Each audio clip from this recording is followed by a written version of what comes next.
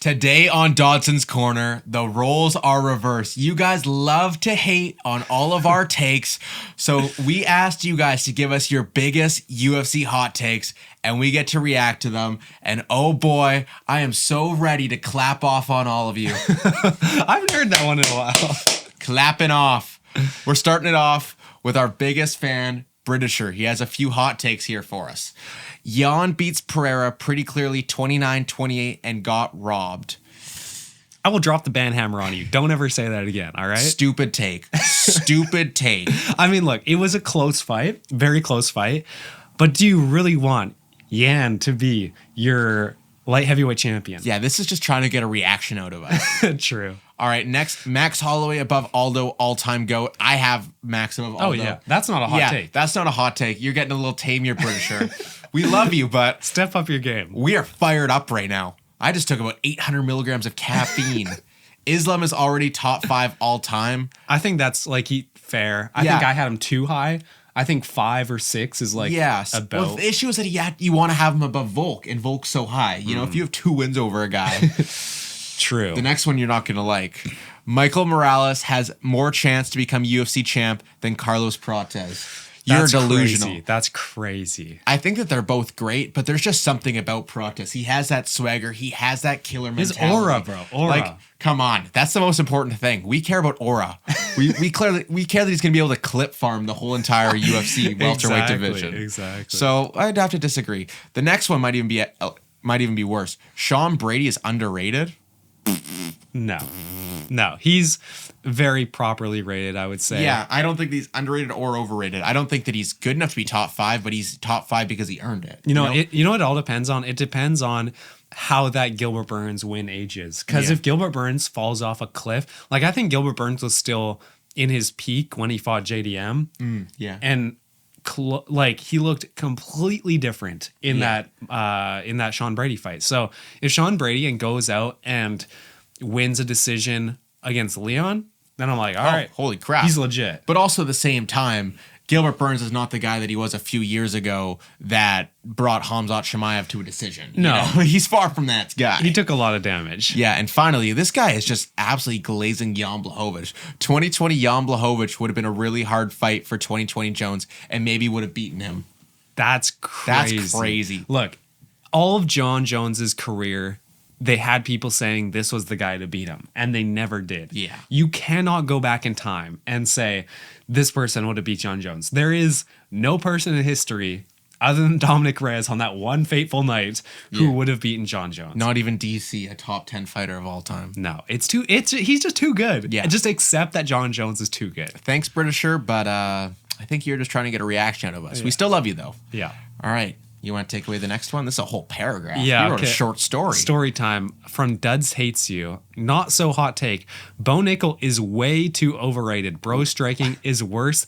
Wait, Bo Nickel's way too overrated. Bro's striking is worse than Shara Bullet's grappling or wrestling. Oh. Okay, so he's comparing Bo's striking to Shara's wrestling. That is terrible. No. That is terrible. Shara can only cage grab. That is his only defense. He actually does something similar to Aldo where he stands on one leg and kind of like puts his knee in between the fighter, which is very interesting. Aldo does it way better.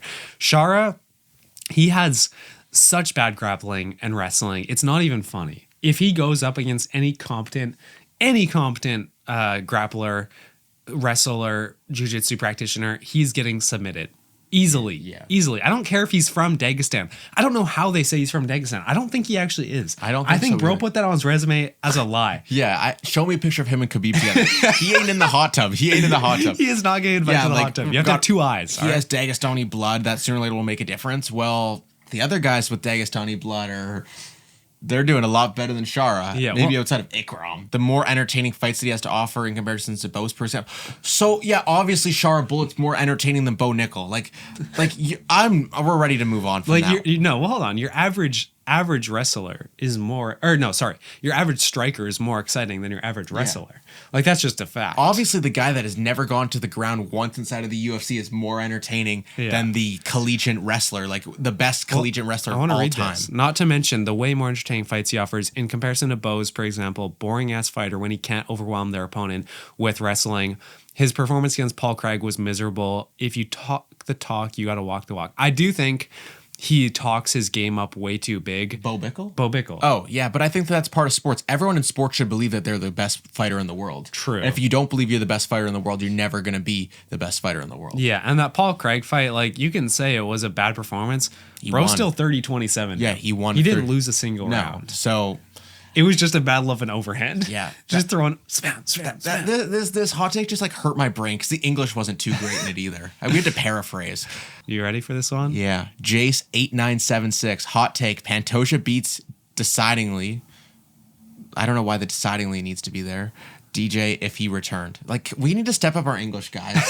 It's YouTube comments. Like I don't even think this is a hot take. Like, modern day Pantoja, like 2025 Pantoja, obviously beats 2025 DJ. Oh yeah, Like, ragdolls. We're not going prime for prime. We're going 2025. Yeah, get hotter, bro. Pantoja is, without a question, the best flyweight on the planet right now. Yeah. And it's not close. No. DJ, if he returned, dude is 36 or 38, like somewhere in that range. Yeah. For a flyweight, that's so old. I think it would be like Tom Aspinall versus Stipe. That's like an equivalent to that, you know? Yeah, not quite. DJ is probably a lot better than Stipe. Yeah, he's still been training jiu-jitsu like every week. He got his black belt, so it'd be a good fight. But I think I agree with that hot take. I don't think it's that hot, but I do agree with that. All right, moving on to the real Luxer 8019. I can't read, guys. I'm dyslexic. That's my nickname. I'll take this one. My hot two takes, because it seems everyone is low on Shavkat after a tough win against Ian Gary that is looking like another future champ. I'm taking Shavkat by finish against Bilal. He doesn't have to worry about the stand-up of Bilal at all, unlike his last 3 wins against good strikers. My second hot take is Prates gets a heavy fraud check. Third, JDM is not that good. He is out of the top 5, maybe as low as 9 by the end of the year. So all right, let's start off with my 2 hot takes and then proceeds with 3. Well, he threw in an extra bonus one. We gotta appreciate that. Know. So let's talk about this. Shavkat by finish against Bilal. He doesn't have to worry about the stand-up. True, he doesn't have to. True-ish. Bilal looked good in the stand-up. Yeah, and like Shavkat to beat Bilal by finish is not a hot take. No, it's well, I don't agree with it actually. I don't think he's gonna finish Bilal. Not a shot. I think it's Bilal's a tough guy to finish. Oh yeah, for sure. But I don't think that it's a hot take for a guy like Shavkat to finish a guy like Bilal. True. Only has one decision win. Yeah, exactly. My second hot take is Prates gets heavy fraud checked. I mean, look, it's not a bad hot take. I think it could happen. You could say that literally about every single prospect inside of the UFC. Yeah. Like, any one of them could get fraud checked any single day. But the thing is, we have to see Prates go up against a grappler. Yeah. You know, I'm trying to think, maybe Gilbert Burns. That would be a huge test. If you can pass the Gilbert Burns test, then you have to say this guy is championship material. Yeah. Like, I think if he goes and beats a Wonder Boy, like that doesn't do the same thing. You know, it's like, obviously we know that Prates is a great striker. Yeah. But if he could go and beat Colby Covington or Gilbert Burns, then it's like, oh, yeah, his striking's good enough to beat these guys who are elite grapplers in their prime. It's also just fun to be high on someone. Yeah. You know, like, it's fun to buy the stock. Hope that Prates does good. Yeah, and that's part of what we do is we have to be high on people. We can't be, oh yeah, he's all right to every single UFC fighter. Yeah. We have to build these connections with these fighters so that you guys in the comments can go and just trash on all of our favorite fighters. There's not a single hot take in here that isn't about one of our favorite or least favorite fighters. It's true. You know, we have to do this. You know, that's part of our job here at Dodson's Corner. Third hot take is JDM is not that good. He's out of the top 5, maybe as low as 9 by the end of the year. That's stupid. It's tough. JDM had that win over the Gilbert Burns, which is the same thing we're basing Sean Brady off of. So it's tough to be high on JDM and then low on Sean Brady because their best win is the same person. I get that. I think JDM just in general has more boxing skills. Has JDM been finished by Bilal? No, that's true. That's hard to do. Sean Brady, I respect you for that. Let's move on to another hot take about JDM while we're here. Ethan Roberts, 9227. Jack Della Maddalena never touches gold. He has one good win over Burns, but was getting controlled on the ground the whole time. Rewatch the fight. That's not true. He gets beaten by someone like Bilal or Prates. Okay, to say he gets beaten by the champion, is that a hot take? No. No. I think that he never wins the championship. Like, there's like 6 or 7, 8 guys who have ever won the welterweight belt. Yeah. Like, I mean, look, I think it's true. Like, I think he might not ever touch gold because you have guys like Shavkat, you have guys like Ian Gary, you have guys like Buckley. Like, how is he gonna elevate his game? But that's the thing. You know, we have seen guys like Charles, he takes that next step in his game, makes a run for the title. You know, what we've seen out of JDM, we're not 100% sold on his championship material. He's good. Is he elite? Not sure yet. But he could become elite. Yeah, and here's the thing is that we are judging off of what we've seen from him so far, and his intangibles that we see are things that we look for in an elite fighter. You know, he shows flash the things we're like, oh yeah, couple more years, this guy could be elite. This guy could be a champion. But at the same time, if those things don't develop, then he's back to being another ranked welterweight. Exactly. You know? Yeah. All right, this is another long one. Oh, I'll read this one. No, because this one's for me. They wrote it for me. Okay. Hot take. Both are Sean's. So this is for me. Will have their respective belts back by and hold them to the end of the year. Strickland with the jab and teep masterclass over DDP. 50-45. That's awful. That's tough. Just because that's tough. Because I think Drickus wins a round from being just weird, and you know, Sean it's as a point fighter, it's hard to win a fight 50-45, you know. Yeah. Dude, they gave a scorecard. Paulo Costa, a scorecard. That's crazy. Yeah. And then survives Hamzat 47-47 and retains. That is getting bold. No, that is getting bold. Cooked. O'Malley decision Sandhagen. Also, why 47-47? Yeah, why not just because then it's a tie and he keeps his like that's stupid. Because then you just have the immediate rematch and then he'll get just dog walked in the first round. O'Malley decisions Sandhagen just to get the confidence back up 48-47. No, it's because Sean O'Malley lost a fight, so he has to go and win a fight before he can fight for the belt again. Then sends Umar to the shadow. No, it's just to get his confidence back up, bro. Yeah. Then sends Umar to the shadow realm. Also, I'd say Tatiana Suarez looks huge. Bro, what? I think she submits Zhang, by the way. That's not the worst. No, like she's undefeated, like one of the best women's UFC prospects we've seen in a long time. Yeah. I think she submits Zhang, by the way. Loving the vids, hating on Kaio, JDM, MVP, Royd Buckley, Shara, elite takes, which I 100% agree with, XDDDD. I disagree with, as much as I like Patty, his defense is so terrible for high-level stuff. Already talks like he has CTA. It's not just the Scouser accent. Has no rest. I want to pause. Patty really hasn't faced anyone super high level. So, like, I don't know how the high level stuff has really affected him, you know? Yeah. Tony Ferguson? High level striker. King Green? Jared Gordon? Already talks like he has CTA and it's not just the Scouser accent. Has no wrestling to force the fight on the mat. Oh. I think that's a little bit of a bold take, but... Wait, he can't force the fight on the mat? Did you see what he did to King Green? Yeah. Dude mangled his arm. He broke his arm and made the dude pass out. But with Chandler's IQ, he'll probably take Patty down and then get subbed in return XDDDD. All right, this is a long paragraph. I mean, we're not going to read all this, but let's talk about the main thing, because I think the craziest thing he said in here, Strickland Teep Masterclass. First of all, you can't call a teep fight a masterclass. Those two are polar opposites, so they don't go in the same sentence. 50-45's DDP, I think that's literally impossible. With the style that Sean has, it is literally impossible to get a 50-45. Look at the Paulo Costa fight. He somehow lost that fight in one of the judges' scorecards and was super close in all the other ones. No, he had 49-46, but it was just weird. And anyways, O'Malley decision Sandhagen. Yeah, I think that's fair. Yeah. Just a striking battle. If none of them get KO'd. 48-47. And then sends Umar to the shadow realm. That's tough. No. Yeah. how do you send Umar to the shadow realm? It's tough. And then the Tatiana Suarez is the last thing we'll talk about. She definitely has the potential to become champ. I think this is Zhang Weili's toughest test. And Zhang Weili almost lost when Yan Jianan came back against her in UFC 300. So Zhang Weili isn't like an unstoppable force. She's obviously lost before. Yeah, but we just like her, so we hope she wins.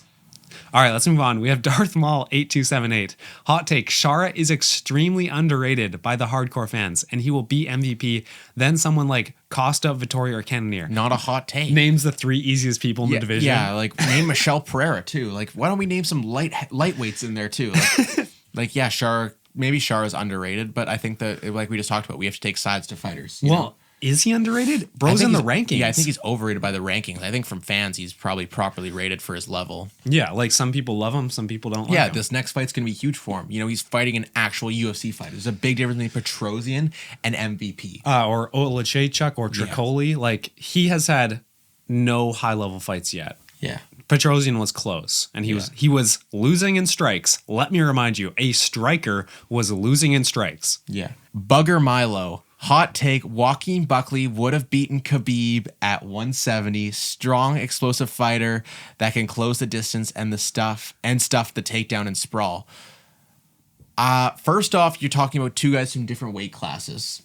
But secondly, I think Khabib still beats Joaquin Buckley. Yeah, Khabib was probably one of the biggest lightweights we've seen. He was huge. Like, if you watched his fights against guys like Conor McGregor, he just like was massive compared to Conor. And I mean, Conor's a small lightweight, to be fair, but Khabib was big. And if you put the 15 extra pounds on there, like, maybe Joaquin Buckley steals one round. Yeah. But well, here's the thing about hypotheticals. We said this about the John Jones hypothetical in the first hot take, Jan Blachowicz beating him in 2020.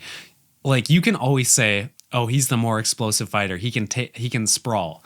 Like, yeah, he could. Yeah. He won't. Yeah. When Khabib has you against the fence, there is no sprawling. Yeah. Right? Like, he did good against Colby Covington, who's a bum now. Yeah. Like, came in on 3 weeks short notice and probably hasn't been training that much. Let's be honest.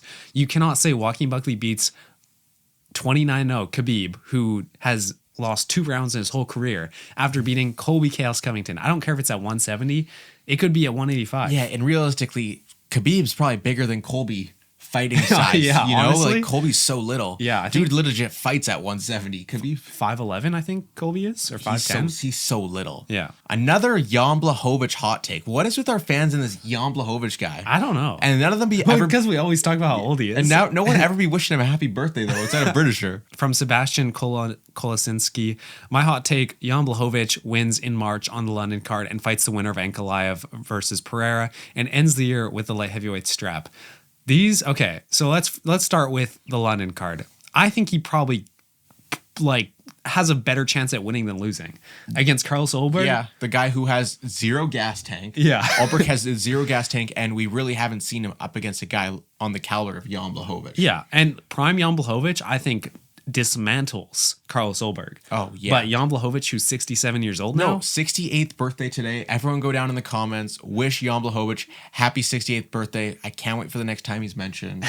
We're going crazy. Oh, yeah. All right. But yeah, against Ulberg, who truly, like, he is one of the up-and-comers, but he's still, like, I mean, it's hard to say up-and-comer in the light heavyweight because they're all so old. Yeah. Now. But, like, we haven't seen him up against a guy like Jan Blachowicz, so it's going to be a real test, and it's going to be like a real deciding factor of is Carlos Ulberg legit. You know, this is a tough fight for Ulberg to take, especially with his just like, we see him 1.5 rounds in, his gas tank is basically gone. Oh, I just realized this dude's a hardcore for Jan because he did the L with the strike in the middle. Oh, damn. Dang. He's like a real Polish guy. So if Jan wins, goes and fights the winner of Ankalaev versus Pereira and ends the year with the light heavyweight strap, I think the winner of that fight fights for the belt. That's not a hot take. No. Yuri of Hill versus Prohaska. No, because those guys have already fought for the belt. If it's Ankalaev, though. If it's Ankalaev, yes. But if it's Pereira, yeah. But also at the same time, Jan Blachowicz realistically goes into a fight with Ankalaev and Pereira. I'd say like the odds of it is like 40% Jan, 60% Pereira and Ankalaev. Like he's a tough matchup for both guys. He's been realistically one of the tougher tests for both of those guys. It's just that age. Yeah. Like he's 41 or something now. He's not actually 68. Yeah. All right, let's move on to our next one. Our next hot take. Final one, or we got more stuff? We got a couple more. Are you sure? Yeah. Okay. We got like 3 more. Okay. Shavkat Rakhmonov has no good wins and isn't near championship level. Bro is at championship level. Most overrated fighter of all time. Been thinking that even before his fight with...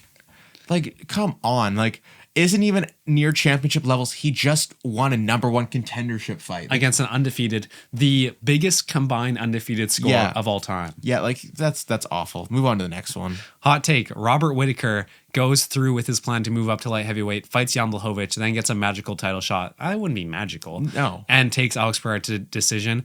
It's not a bad take. I think Robert Whittaker has the size to do it and the skill, obviously, in a trash light heavyweight division. It would be tough for him to beat a guy maybe like Yuri Prohaska, who has more muscle than him, who has unorthodox striking, one punch KO power on a Whittaker chin for sure. Good grappling. I think that matchup could maybe stop him.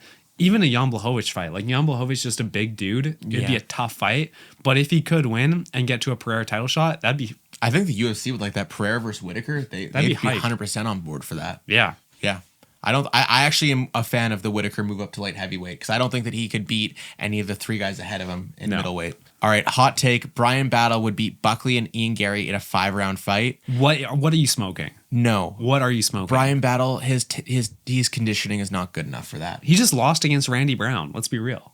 Yeah, like Ian Gary in a 5-round. Like we just saw Ian Gary fight Shavkat in a 5-round fight, 20 or 48-47. Almost submit him in the 5th round. Too. Yeah, like Brian Battle. Like as much as we love Battle, you have to be realistic. Like in 2025, no. All right. I think this is our last hot take. This is one that I actually had to send to Lucas because it was so bad. And there's no better place to end it than here. From Harsha Thomas 835, my hot take: Buckley could beat both Bilal and Makhachev if he faced any of them. Yeah, this is wow. This is the first one you ever sent me, and I was like, oh, I sent it to Lucas because it was so bad. This is the level that we're getting to. Could he beat Bilal? Sure, anyone could beat anyone inside of the UFC. Like the thing is, but like if we're looking at it realistically, I don't think so. No, I don't think so either. Bilal is underrated. Yeah. He's boring, but he's underrated. And Buckley is exciting, but overrated. If Buckley beats Bilal, he's my hero. But to say he beats Bilal and Makhachev, both of them, that's just too far. The odds of that are crazy. Makhachev is crazy. Like, he doesn't beat Makhachev. And also, a win, like, we have to remember, his best win, Colby Covington, who's 36 years old, if I'm not mistaken, hasn't fought very much. He fights once a year against, he fought Leon Edwards, and he didn't have to do anything. Yeah, and we think about it, too, is Buckley realistically could have been down 2-0 in that Stephen Wonderboy Thompson fight when they fought. Well, it was 1-1, and then Wonderboy was winning the 3rd round. Yeah, so he was technically losing up until he got that KO. Yeah. You can't KO Islam Makhachev because he doesn't put himself in situations like that. He would ragdoll you. He's bigger than Colby. Islam is huge. Islam goes up to 170, might even be more dominant. Like I get that it's a hot take video, but like this is just stupid. This is just glazing so hard on the guy that just gets glazed so hard. Dude, they just love to love on our hated fighters. Yeah. All right, but that is going to do it for us today. If you guys like this concept, feel free to drop more hot takes so we can do a part 2. We still have more left, but this video would be an hour long if we finished all of them. So make sure you guys, when you're down there, like, comment, and subscribe, and we'll see you guys next time. Peace. See ya.